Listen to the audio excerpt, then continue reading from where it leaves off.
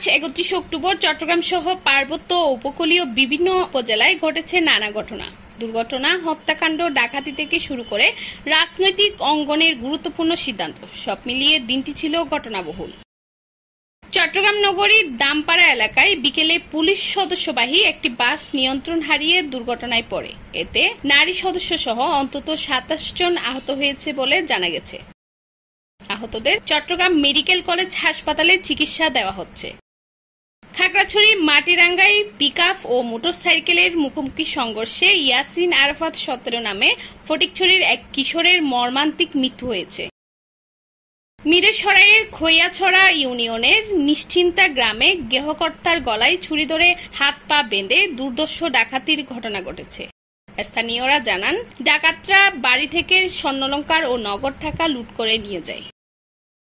জুলাই গণ অভ্যুত্থানে আহত না হয়েও জুলাই যোদ্ধা হিসেবে তালিকাভুক্ত হওয়া চট্টগ্রাম বিভাগের 39 জনের গ্যাজেট বাতিল করেছে মুক্তিযুদ্ধ বিষয়ক মন্ত্রণালয়।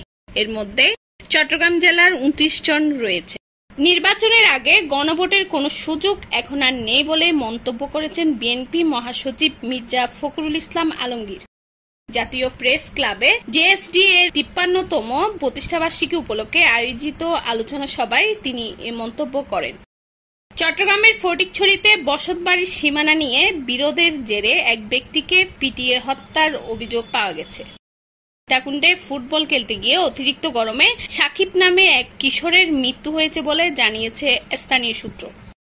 নাইক্ষ্যংছড়ি সীমান্তে মাইন বিস্ফোরণে বিজিবির নায়েক আক্তার হোসেন প্রাণ হারিয়েছেন।